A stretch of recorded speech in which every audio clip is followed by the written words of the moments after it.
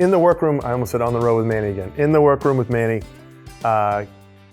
Guest number 2, and probably one of the most important ones, at least for me going forward. Tim, thanks for coming to join me. Yeah, I didn't have to go too far. I just had to walk from the other side of the workroom to here. So And we didn't have a second guest, so it's yeah, I'm the default. I'm the default backup guest. to the backup to the backup. What everybody doesn't know is I was sitting here doing the podcast with Katie Rosenfeld, and she said, "Who's Tim?" And I said, "You don't know who Tim is?" I said, "Tim's the president of the company." And she was, we were kind of talking a bit, and I said, "But it makes sense that you're the second guest because you have such a vital role in us going forward, in the business going forward." And for those that don't know, Tim, you and I have been working together for about 10 to 12 years. And I was trying to remember, I met you through our accountant at the time. Yep. Dave, was that his name? Yep, through Dave. Yep. Yeah. And I was looking for help with basically, I always called you my business coach, but I know you had a lot of names, business consultant, small business consultant, and I like the story though. If you could tell a story, Tim, about how you got into consulting small businesses. I always like that story.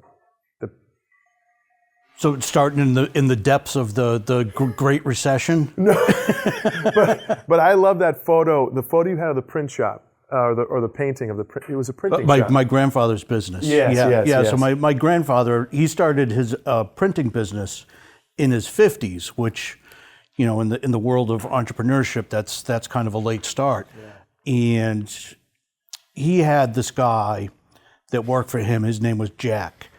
And Jack was my grandfather's advisor. Mm-hmm. He handled all the financial aspects of the company and helped my grandfather build the business and move the business into different markets and grow the customer base.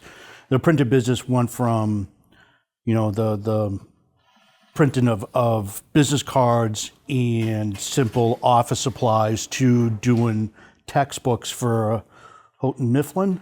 Oh, wow. So they went from, it's much like the story of Makkas. You start in the basement and then all of a sudden you're in a 16,000 square foot facility overnight. It seems like it's overnight anyway. It feels like it. My grandfather, and so when I started getting into working for myself, I always thought of Jack and the impact that he had helping my grandfather, and, his expertise and his help helped my grandfather, but it helped my family. And he was just such an instrumental part in my grandfather's success that I was like, that's something I'd love to do for other people is fill that role. Because a lot of people, it's people start a business and they're very, very good at what they do, mm-hmm. but sometimes they're not good at everything else that goes into the business. And, fortunately, I am good at the other stuff. Mm-hmm, mm-hmm. So yeah, and that's how. And Tim, for me, you were always my my honest go-to, tell me how I'm doing person. And you used to give me goals, and you used to give me I forgot the word levels to reach. Yeah. But you always gave me, whenever we would meet, I remember you had an office in Needham, and we would meet there, and I'd meet you probably about, I don't know, maybe it was about once a month, once every 2 weeks or something, and we would just kind of check in and see if I, made any headway with this designer or, had any luck, with this person. And then it was you were much more hands-off, and then slowly you got more and more hands-on, and then we started getting you in the office once a week, and then this opportunity came up, but I have to always highlight your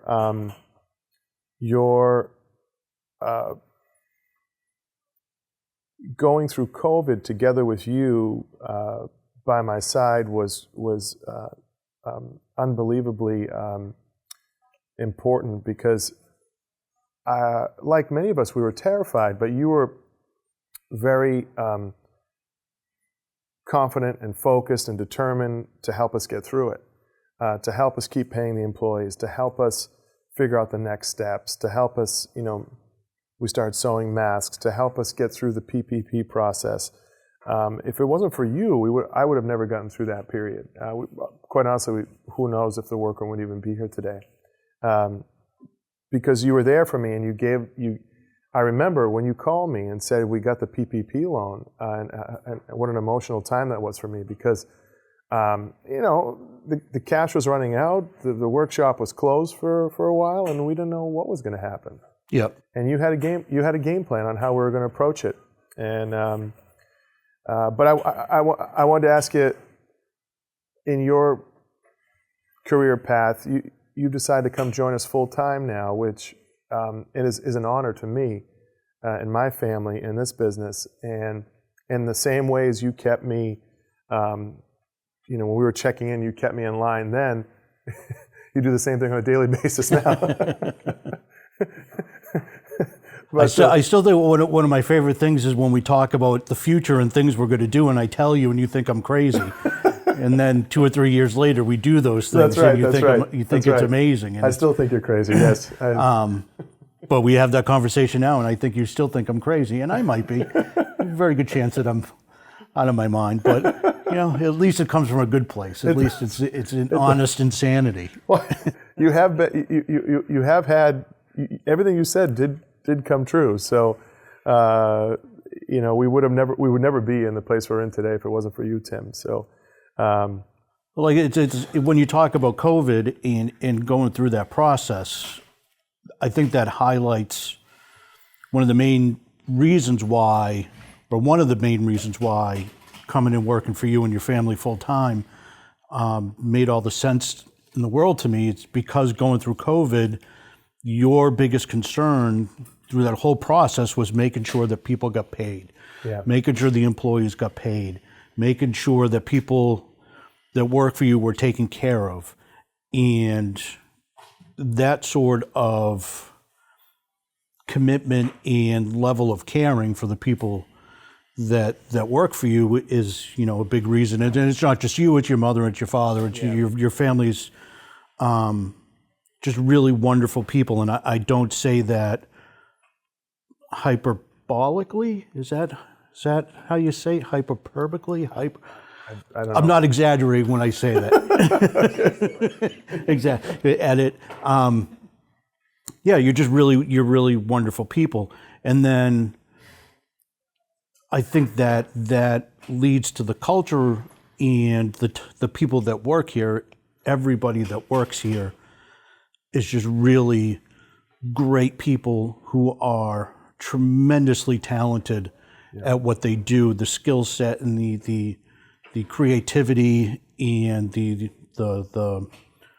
artistic talents that people have here is really amazing. And to be able to come in here every day and be part of that is pretty special. Yeah, no, for sure. And correct me if I'm wrong, Tim, but one thing that led to, as you, in the beginning we were meeting, whatever it was, once a month, it was once a quarter, once every few weeks, and it became an increase more and more because the business was growing, and I could tell I needed you more and more. And then as a result of COVID, everyone was fixing their homes and business was booming. And as you warned me and helped me, culturally in here, it was too intense. Mm-hmm. We had so much work, and all of the project managers and the seamstresses and the installers were working at red line all the time. And yes, complete lunatics like me can handle that only for a period of time, but because my name is on the door, I didn't have a choice. I had to keep going, but still the work-life balance was struggling. And you came in here, and I remember you were interviewing everybody, and you were getting the pulse of what's going on, and the office had almost become, not toxic, it's not the right word, but it was starting to deteriorate. Mm-hmm. And it was at that point, I think, that I knew that we needed more and more of you, and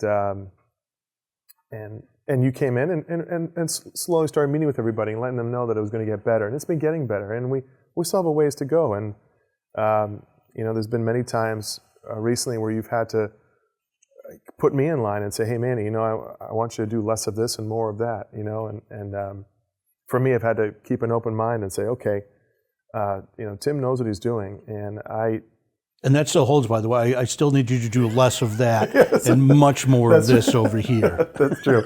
But you just said it, though. I can do a good job of figuring out how we're going to make the window treatments, how we're going to hang them, how big they're going to be, how wide, how we're going to install it, what hardware will work best.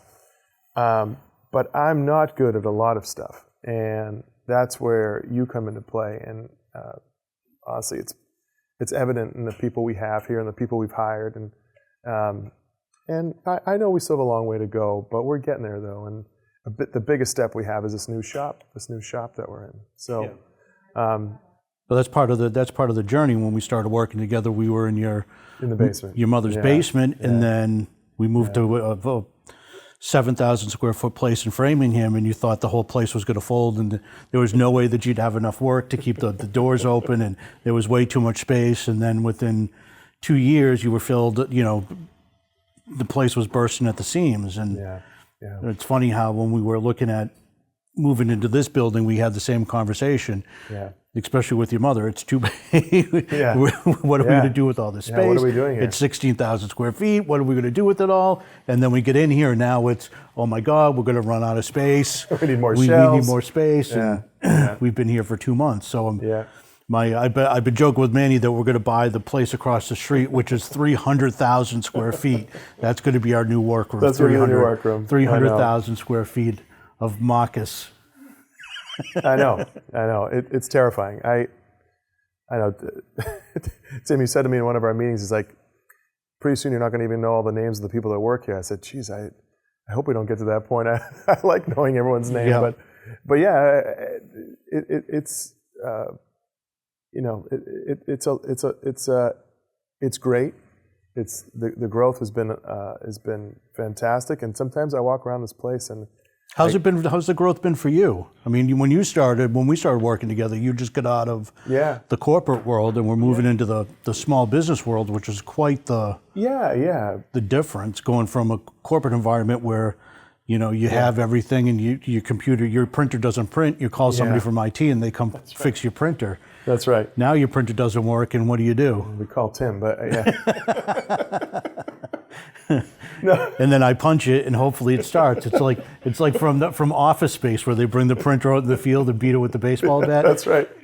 Exactly. Yeah. No, we. And I get the red stapler, which makes me nervous, but. No. I got to move my desk into the basement next, which is. Well, you did take the office with the most light, which. Well, yeah. It's. Now you're tan year round, which is good. Well, it's because it's got the worst air conditioning. I know why I stuck it in there. That is true. Everybody else is cold. I'm there in a tank top and Daisy Dukes. We like you that way. That's why. No, the growth has been challenging for me because.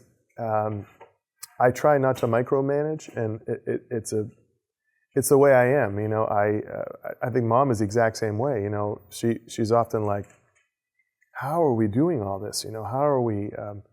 But I just try and help the project managers as much as I can, and try and give input and guidance where possible. But the better the project managers are taught and guided and coached, then they can instill the way I would do things and they have the freedom to do things the way they want as well.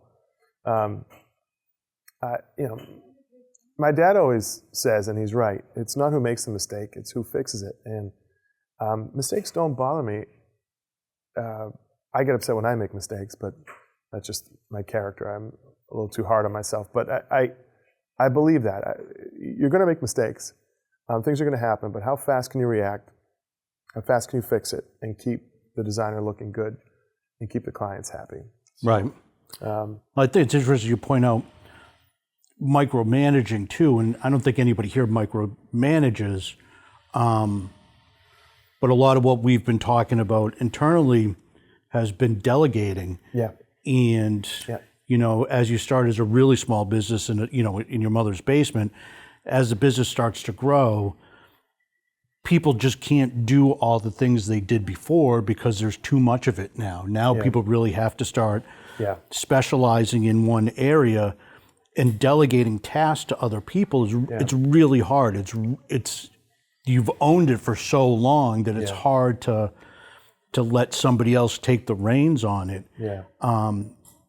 You know, and in my career working with growing businesses, that's something that a lot of people have a really hard time with. But it can stifle growth because all of a sudden, if you're not delegating, you become the bottleneck, and nothing can move forward unless you're there. Or another person is there, and you can't have the business relying on individuals. You know, it's once you get to a certain size, you can't have that. No, and in many ways, I still am the bottleneck, and we're working on it really hard for me to allow people to work freely. So, like, for example, at the measurements, you know, we're trying to. I was notorious for holding too much information in my head, and you've been talking to me about that for years, and we're getting better at it. I'm getting better at it, but at the measurements, Jeff and I, or Kaelin and I, when we go out to measure, we'll try and give all the information up front. You know, the width, the length, the rod, give as much detail as possible so it's easy for the people in the office to work with it. Not like, oh, let me talk to Manny and see what he was figuring out or trying to figure out in this situation. So, but it's been a... How's working for your parents? Sorry to interrupt. No, you're right. Working for my parents has been great. Mom and Dad couldn't be better to work for, because Tim, honestly, they let me screw up. You know, they don't micromanage me.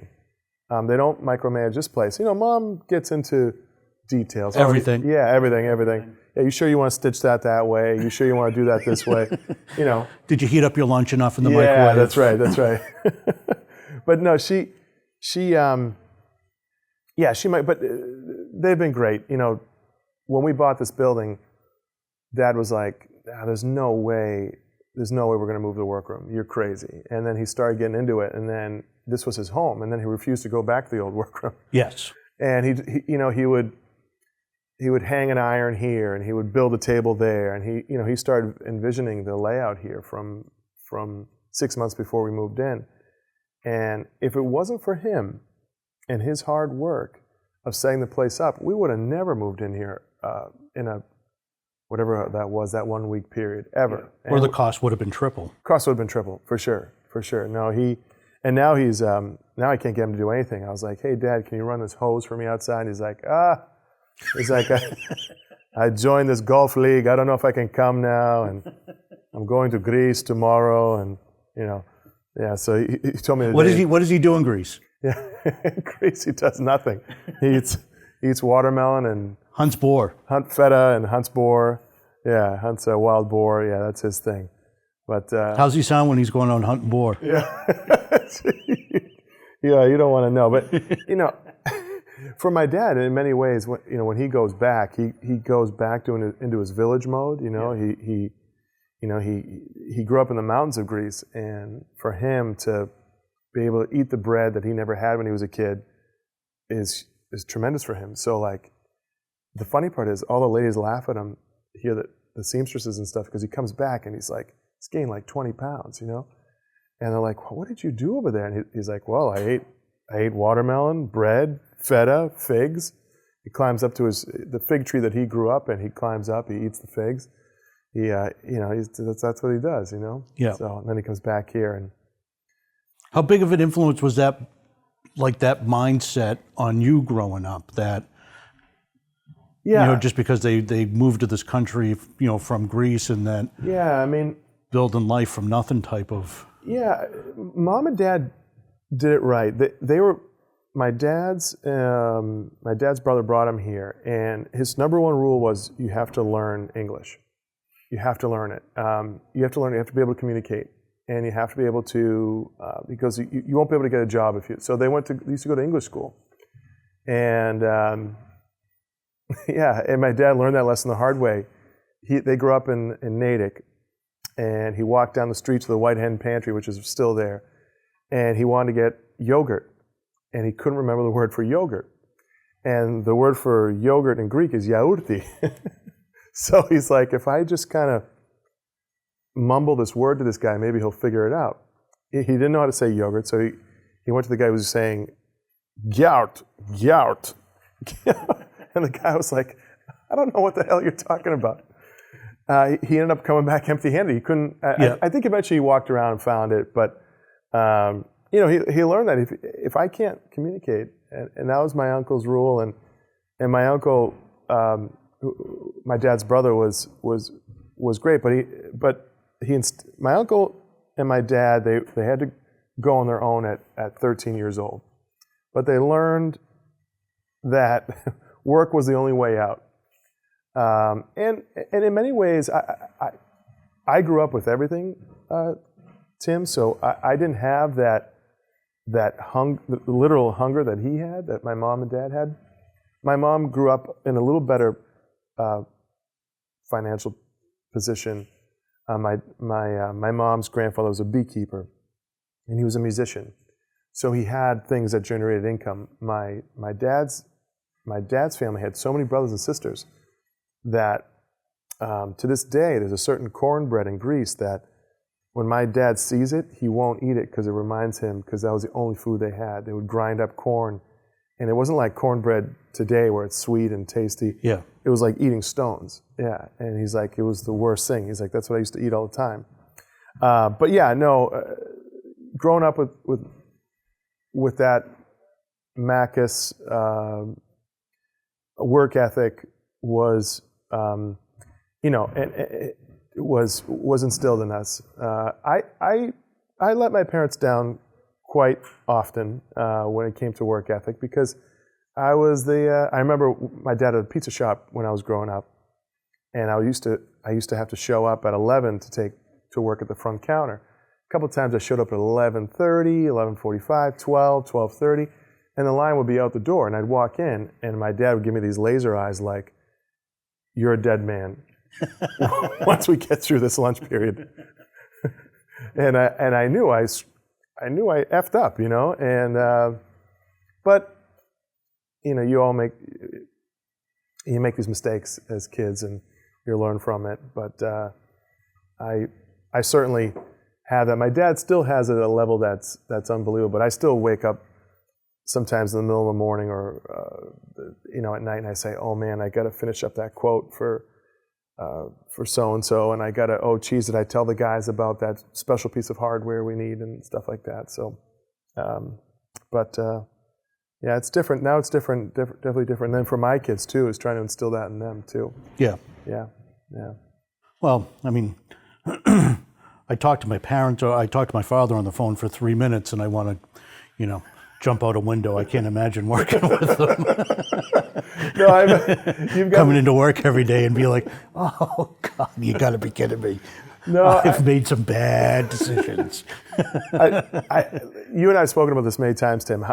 I'm very fortunate. I have two parents who are pretty easy to get along with. My mom's a tough cookie, but my dad is as hardworking and as hard of a life he had growing up. He couldn't be kinder and more easygoing, and he's just level-headed. He doesn't get too high with the highs and too low with the lows. He stays pretty level. He's a little rough around the edges. He says some things sometimes he shouldn't say. There's a great story of a job we lost with a designer. And his analogy, and I don't know if this is appropriate to tell over the podcast, but he couldn't stand that we lost the job. Yeah. So I think I told you this. So his analogy of how we lost the job. So we measured the job, we quoted the job, and then the job went to another workshop.